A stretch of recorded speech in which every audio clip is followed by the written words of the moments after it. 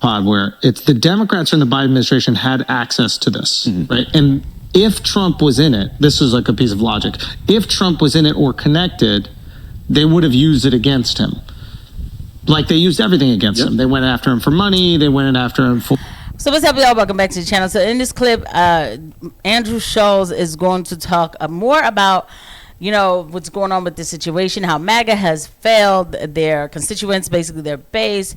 Andrew Schulz is going to break down this EB situation. I don't really like saying that. I still don't like saying that name on YouTube, even though everybody's talking about the situation.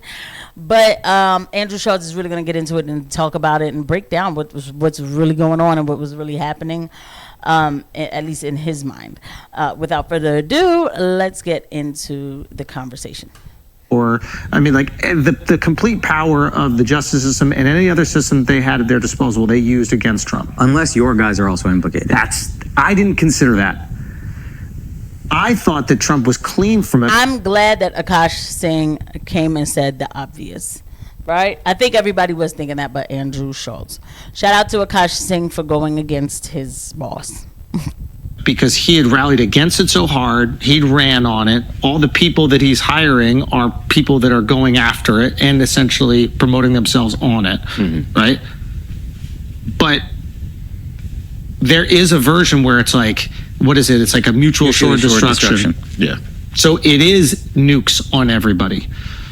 So therefore, they're like, we could go after Trump with this, but by exposing Trump as part of this thing, it might expose all the other people or confirm that it is an actual blackmail ring. And once it's confirmed that it is an actual blackmail ring, we got to see how far this goes. Yeah. And it might not even implicate like Democrat politicians. Like it likely does, but it doesn't necessarily need to, because by our guys, you could just mean the U.S. government. Yes. The intelligence community is involved in it. Okay. I think it's either U.S. government or rich donors. So there's a version of this where he is involved, right?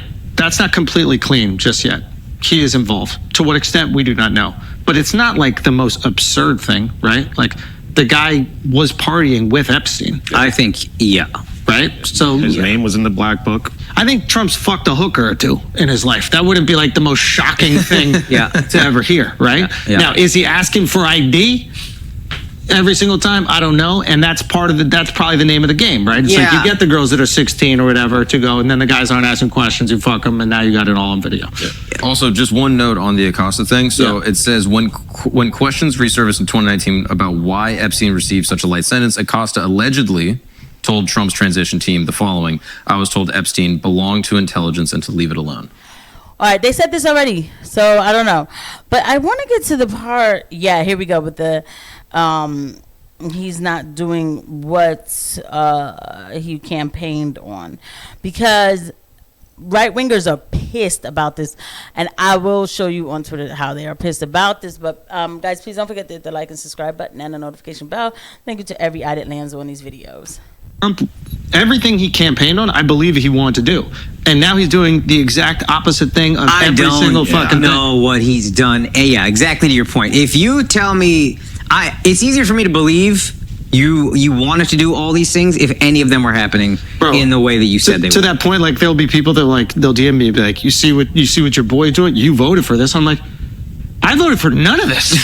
He's doing the exact opposite of everything I voted for. I want him to stop the wars. He's funding them. I want him to shrink spending, reduce the budget. He's increasing it. It's like everything that he said he's going to do, except sending immigrants back. And now he's even flip-flopped on that, which I kind of like.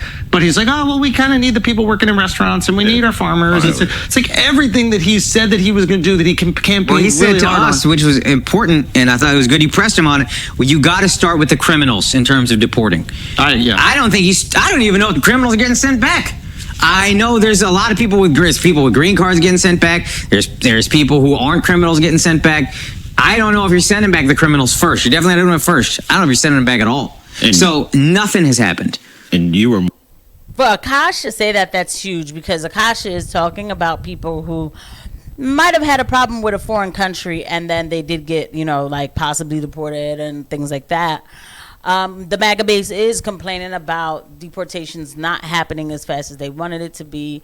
So there's a lot of complaints there. So, yeah, I mean, that's kind of huge that that Akaash brought that up for sure.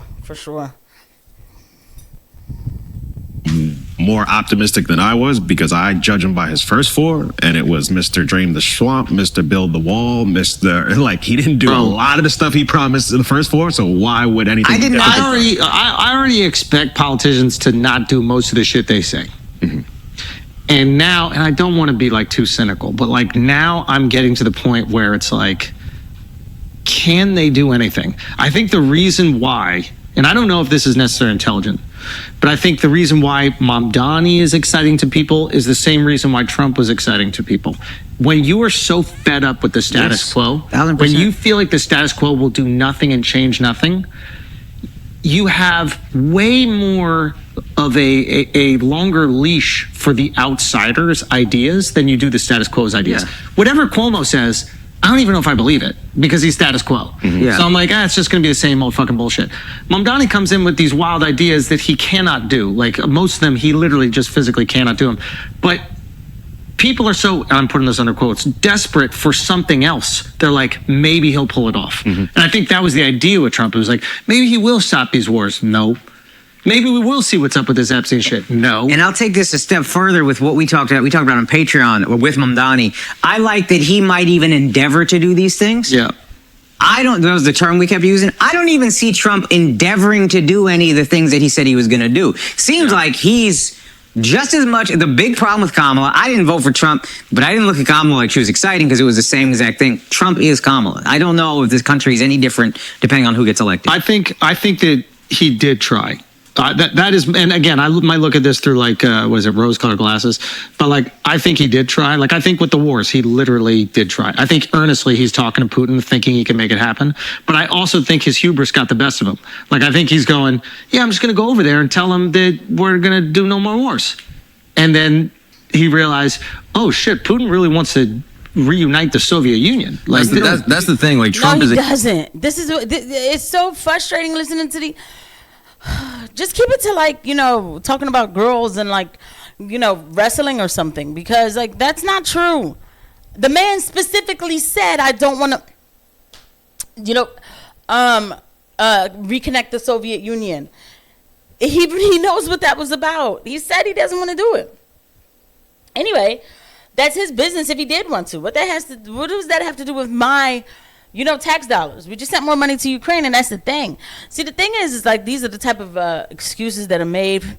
It's like, look, politicians lie. We know that they gaslight you through campaign, through campaigning and stuff like that. We definitely know that. That's not even like anything new. This isn't a Trump phenomena, right? But the thing is that people did vote for Trump to be different.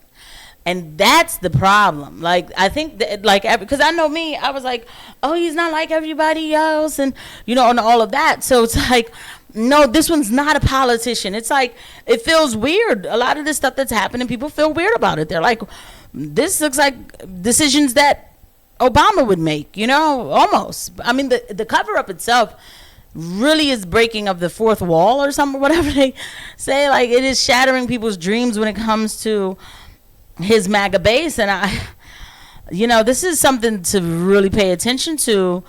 And then you got Elon, who's trying to start that new party and stuff like that. And I'm not saying that that's going anywhere, because I just think that after Trump, if people aren't excited about Trump anymore, I think that they're just going to be like, I don't know what they're going to do.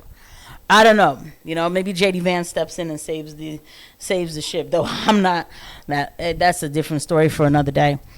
But people have questions. But that clip actually, because I was looking for it and I can't find it. I think it was Matt Roboy or something. It was like, you guys keep making these podcasters important.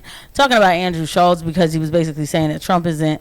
But you just heard him say he's not. People feel like he's not delivering, and how Zoran looks like he could even try to do something and it would be different or something like that. But he wasn't endorsing Zoran Mamdani. Everybody relax. He's not endorsing him. He's just making a statement. He's just making an observation, which is worth making. What's really going on? But, we'll just have to wait and see. I'll see you guys at the next one. Bye.